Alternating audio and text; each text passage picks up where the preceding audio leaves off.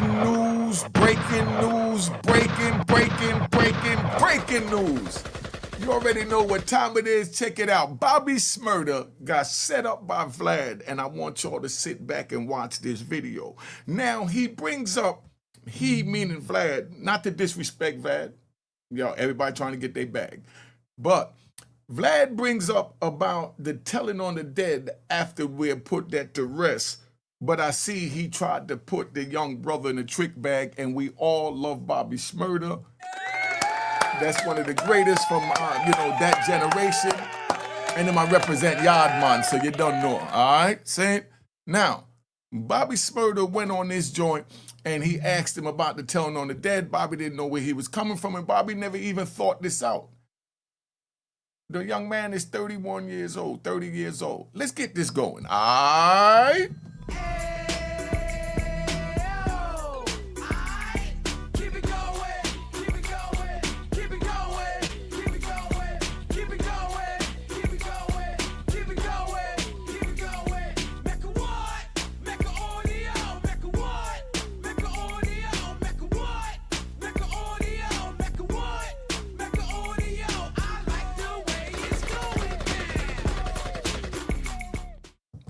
All right, so you know what it is. Unique Mecca Audio, man. We here. We're going to play this joint from Vlad. It's not to disrespect Vlad, and it's not to disrespect Bobby, but I have to speak on the facts of how the code go, because I'm not going to let y'all sit here and misconstrue things. Certain things, what they say, certain things that said don't have to be said. You understand? We already know what's etched in stone, and what etched in stone is what we want for ourselves, we want for our brother. We don't want our brother telling on us for any reason. Do you want someone if you do a crime with somebody, would you want them telling on you for you to go to jail? Okay, now we got the answer to that. Put it in the comment. Now, would you then turn around and tell on your brother after you didn't want your brother to tell on you? Let's pay attention to this lesson that we're giving, because that's all this video is for, is a tutorial. It ain't to disrespect nobody. Let's go. Let's see how Vlad set this up with him about the telling on the dead. All right? Let me ask you a question, right? One of my regular guests is Birdman's brother, Terrence Gangsta Williams. Yeah. Right? Gangster was a terror in his day. He was a terror back during his day in New Orleans. Okay. Right? He went to the feds, and at one point, he cooperated on 40 murders. What? But everyone that he involved in the cooperation, so his group was the Hot Boys. So the rappers, the Hot Boys? Yeah, cause we got our shit, the Hots, too. So yeah, exactly. So the Hot Boys was a gang, was a crew of 4 dudes in New Orleans that was out shooting, killing people, whatever, right? And that's where, so BG is Baby Gangster, named after this dude, Gangster, right? Oh, okay. So he went to prison. After 27 years, he cooperated on 40 murders, a lot of them cold cases, and he implicated his friends, but his friends were all dead at the time. All right, pause. Let me break this down so you understand how I calculate this as I'm watching this. They said the Hot Boys was 4 brothers, right? Not blood brothers, the best brothers, the ones you choose, not the one that come out the womb that turn out to be a piece of crap. All right, so let's get this right, honey. So there was 4 brothers from the hood. They got together. They called themselves the Hot Boys. They did what they had to do, and they had a bunch of, murders. So now they're dead. Now, Terrence Gangsta Williams tells on 40 dudes, 40 bodies.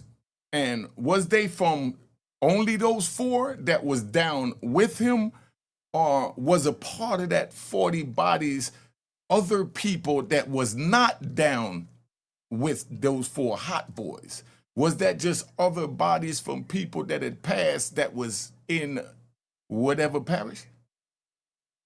All right? Put it in the comments. Let me know. We're going somewhere with this. Just watch this. And like I said, this is not to disrespect Terrence Gangsta Williams, because he's a Muslim and only Allah could judge him, not Unique Mecca Audio, so I'm not judging him.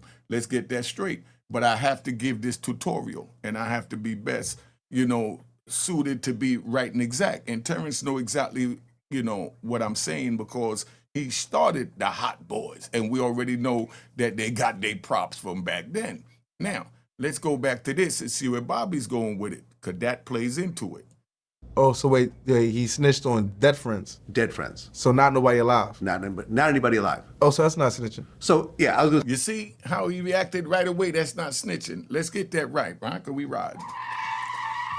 Because Bobby's looking at it like if these are your friends and, you know, they pass or whatever, that they wouldn't mind you telling on them because he wouldn't mind them telling on him. Fully understood. Pay attention. Let's walk through this. But we're going to show you the perils of that, where there's multiple sides to it that you don't even think about when you even talk about this type of topic, because you're not from this type of world.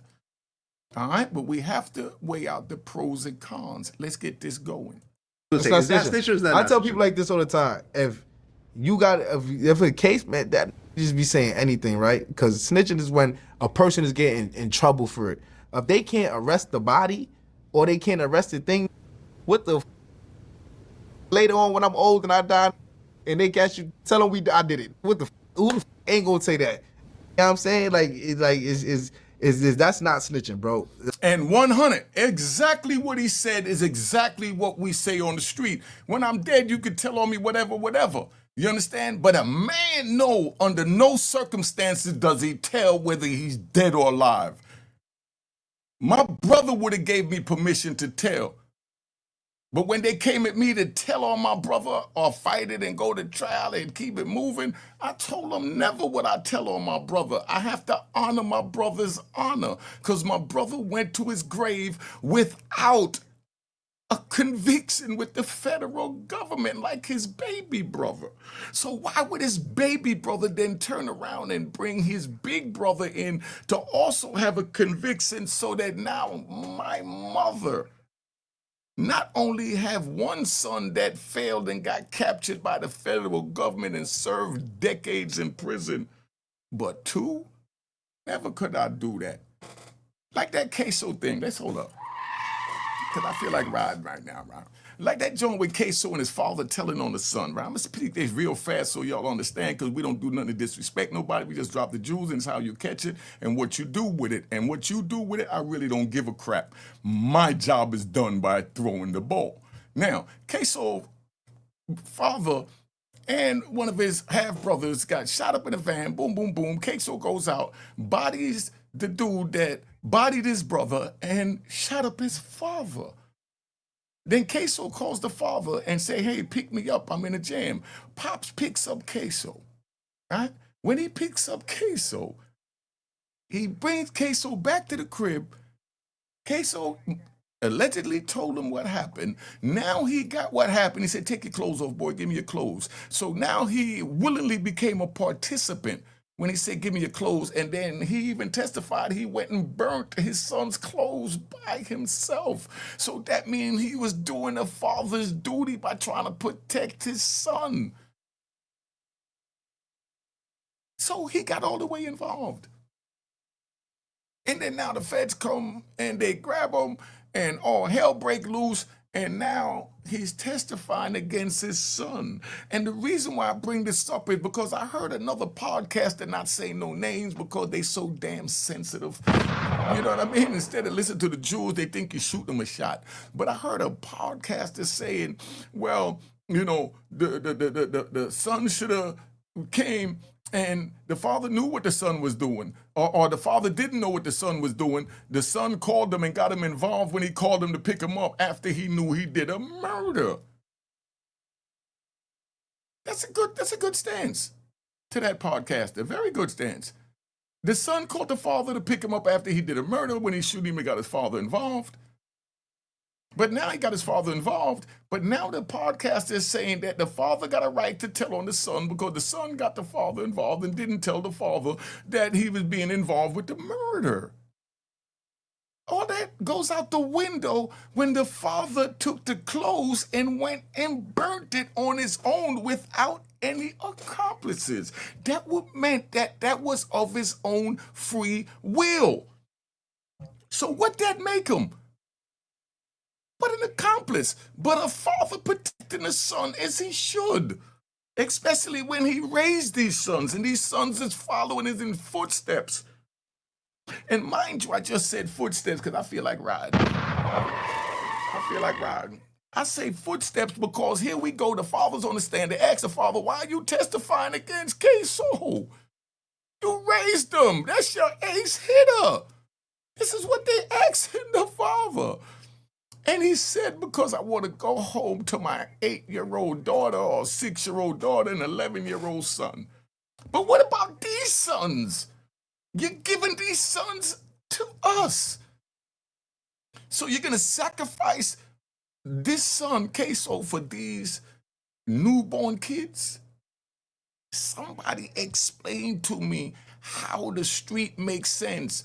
If you choose to go on the street, you got to be the biggest damn fool. Look at these circumstances that us on the street put ourselves into. We put ourselves into these situations. Queso Daddy put himself in that situation. Queso put himself in that situation. Unique Mecca Audio put himself in that situation. Khalif Peter Hall put himself in that situation. That's my own brother that lost his life, 2 to the head. Do I cry over it? No. Casualty of war. That's a part of the street. That's how disassociated I am from feelings and emotions. And I'm telling you, I don't want you to be like this. This is not good. I wake up in the middle of the night changing 5 and 6 shirts because I'm sweating from the demons. So how could I sit there and not try and let you know that it's not worth it? It's up to you what you do. I'm telling you the demons are still haunting me. And I don't want you to walk into that bliss because there's no turning back. Oh, okay, let's ride. But you know what? I'm feeling good. All right.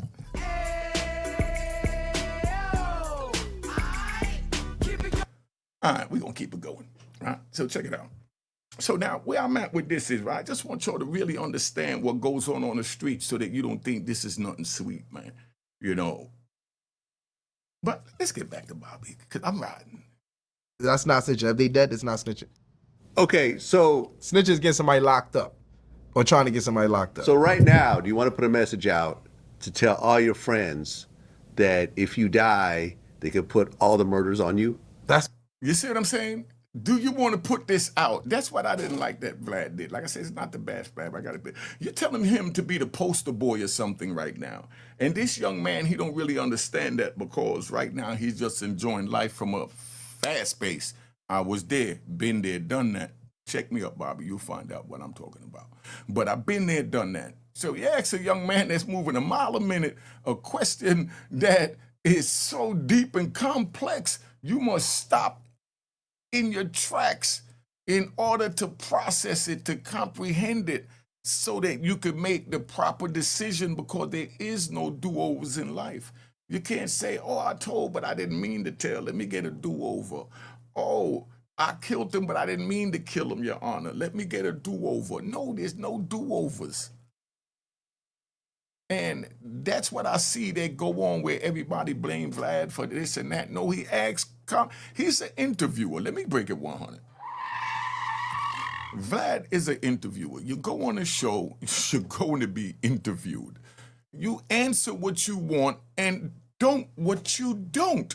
If you choose to do it, that's on you. Being that he's an interviewer, he's so good at what he do, and that's why his channel is what it is. I watch it. I'll just give Vlad a round of applause. I don't give a crap about you rat bastards and flip-flop wearing and public trolls. You know, don't like me saying that. I got to give Vlad his props for this. Yo, all right, relax, y'all. Relax, man. Relax. I'm going to give Vlad his props for this. Vlad does his research, my trigger. When somebody comes sit in front, this man, this European, this white man, this whatever, what they call them, like culture sucker, vulture, something, whatever. But when you sit in front this man, he's prepared because he did research because that's his business. And he comes with complex questions. So don't sit down there smiling and keying and thinking that this is your homie. That's how Adam 22, no disrespect to him, rocking them old gangbangers to sleep over there. He got, let me get Adam, right? I don't even know what the hell I'm gonna name this video. I'm talking about all of them right now, right? Not in a bad way. Look, let me give you Adam, right? Adam is over there. Adam said, damn, I'm an old surfer dude. I'm sitting back, I'm watching these gangster videos. I mean, if I reach out to a few of these gangsters, they don't really know business. I could bring them on, tell them that I'm gonna give them a paycheck, but I get the real bag, and then I just get them to bring their other friends on, so I don't have to do nothing but let them do the work. But my name is the face, and being that I'm white, people is gonna listen. They don't like listening to their own. I noticed that. This is what Adam's saying to himself. They don't like listening to their own. So me as a white face, I could step in here and I could kill them. Same thing with Vlad. He could step in and he could kill them. Because they don't want to hear it. They don't want to hear one of their own voices asking the question. That's why they even love AI more than they love their own people's voices. But that's where we at, right? So he's sitting there and Adam's sitting there. He get all of them to bring them together. Now the gangbangers in there. And then he brings up all the beef. You know what I mean? And then he starts bringing the ones that's beefing. If you bring two cats that's beefing, you don't think they're gonna fight or scratch at each other? If you put them in the same room, you know they beefing. But this is what he do because that's his content. There's nothing wrong with it. That's his content. They know his content. They know his brand. They know what he do. So you can't get mad at Adam because he done brought them up there. They fighting and they told this, they told that. No, they need to be on point because they on the street. It is no do-overs. Remember that. There is no do-overs. Let's get back to this, man. That's what all of us. All of y'all. That's what any of us. Me too. That's what all any my of friends. Everybody. If I die before you, you can say I did all the murders. That's like that's you're dealing with the time. Yeah, that's the stupidest shit. Like, right. All right. So mind you, let's pay attention. They're talking about your friends telling on you. Got that? Your friends telling on you is what Bobby Shmurda is speaking on. Let's stay there because you're going to hear Vlad throw in there, oh, I could even tell on you. You know what I mean? To try and throw it in there. And he said, yeah, you know, but he didn't mean it like, yeah, you could tell. He's saying like, yes, that's stupid. Like any one of my friends can do it. Not nobody outside of that. And I'm going to tell you why someone outside of that doing that is a violation. Let's ride. Or tell him like, oh, the bro, how the f you going to lock him up? Go lock him up. How you gonna lock him up? Yeah, go dig him up and put him in prison. We put more in the grave. Bitch, you gonna lie, we gonna put it on there. You know what I'm saying? But this, you be talking, bro. I remember I heard a situation like... See, he's having fun with it because he's looking at it like it's looked at on the street. If the four of us is running and something happened, you know what I mean? Man, shit, I die, go ahead. You understand what I'm saying? Of course he ain't gonna say that. But a man of honor is not gonna do that. You know what I mean? And if a man chooses to do that, he's gonna let the family know what he's doing. The reason why he lets the family know what he's doing is so that the family hearing it that done had it that their father never unalived anyone. Their father was just a drug dealer, a money getter, jewels, girls, women. My father was a good man. He didn't harm no one. And then here goes somebody said, no, he had 9 murders over here. You know what I mean? And the kid don't know this. And now the kid have to readjust his process, his love of his father, to now have to contemplate within his heart that he may be a murderer when I had him as a saint. Do you know what that does to a child? And then y'all say, oh, you tell him that you ain't hurt nobody. No, you're hurting the living that had a perception and a legacy and a respect and an understanding of who their loved one is. And then now someone tells on that loved one. Let me give you a ride, right? I'm gonna show you how real this is, right? This is so real. It's the same thing. I'm gonna go real fast so you understand. Keep up. If you're going a little too fast, put the comments on with the little CC, or you just slow this joint down. Now, you got the Chinese people, right? I used to go watch the Chinese karate movies, and when they do Chinese karate movie, they go and go kill a big Chinese dude that's all vicious, and they can't stop him, and they run up in his house to go kill him, and he got his 2 sons there, 1 5 and 1 3. He goes to kill him. His partner tell him don't. And they tell him, oh no, we have to kill his sons no matter the age because they're going to grow up to avenge the father's death. That's how real it is because it's calculated. So there's a reason and a motive for everything. So when you say, oh, my friends could tell on me, you have to remember that you left loved ones behind. Do you care about their loved ones, or do you not care about their loved ones? You only care about you, knowing that's your homie and he wouldn't mind. But what about it hurting his loved ones? These are the things that have to be contemplated. That's why when I had a chance to tell on my brother to get off this life plus 20 years, I refused to do it. Because I'm not going to help him do none of that. And that's just the way that roll. All right, let's keep this thing moving, man. Like T.I. had a situation like that with his cousin or some shit, right? Well, His- T.I.'s cousin got killed and he took the stand. Oh, he got killed and said what? Wait, I thought he put the murder. You see what I'm saying? And this not disrespect to Bobby, but this is how less we care about our own history. See, you hear the T.I. thing and you hear the Bobby Shmurda thing, you hear the Lou Sims thing, you hear the Booby Boys thing. Those are old gangsters. But then you hear the Young Thug thing, you hear the Gunner thing, and you hear all of these different situations that our people is getting in.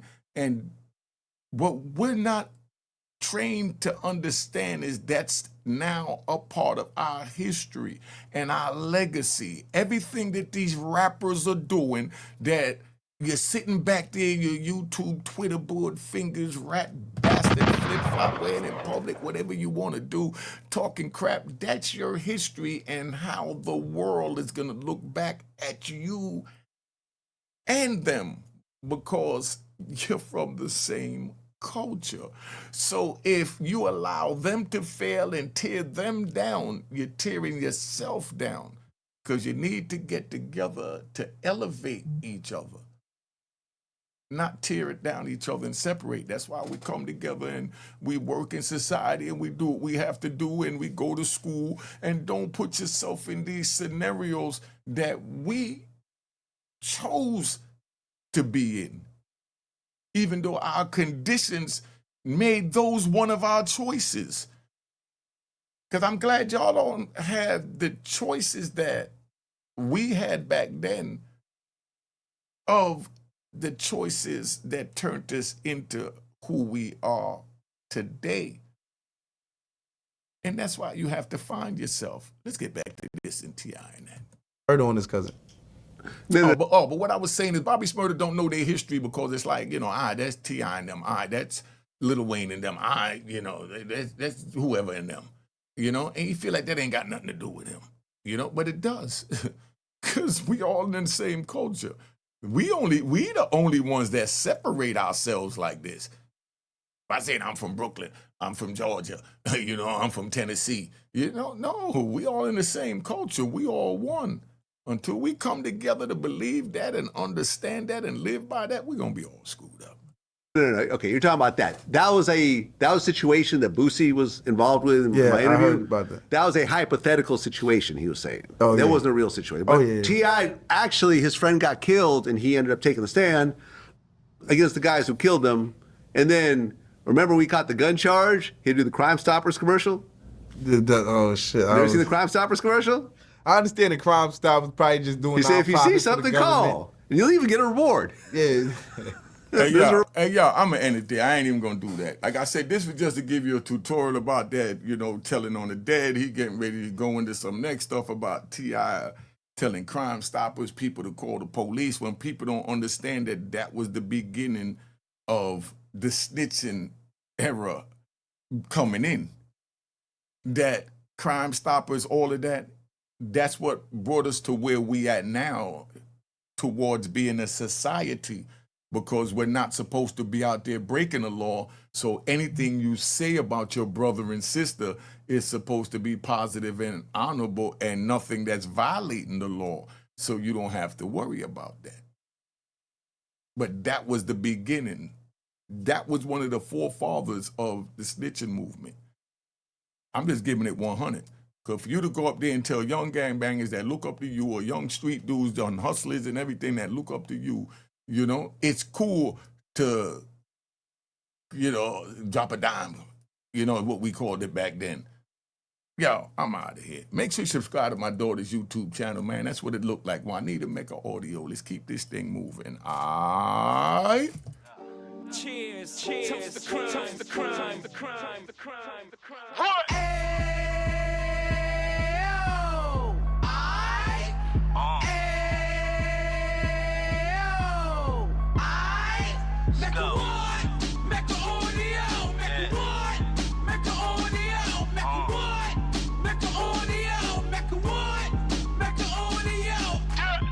Fresh out the can of 26, he back on the strip, getting back in the mix. What he mentions a gift. You stand up 10 toes down, and I suggest you pay attention to this. Real. Take a little gully posse and put it in Harlem. He cut from the bottom, came up from the bottom. Drop the book, you should go and get it. The Instagram page and the YouTube, you could go and visit. Then you could consider yourself LinkedIn. Sit front row and get Jews from a kingpin. How he went through it, so you ain't gotta go do it. Did not pay attention would be stupid. Talking about a man that probably put your grandfather on. Probably the reason that him and your grams got along. A man that generated millions on the block, did his time, never squilling to the cops, Mecca audio.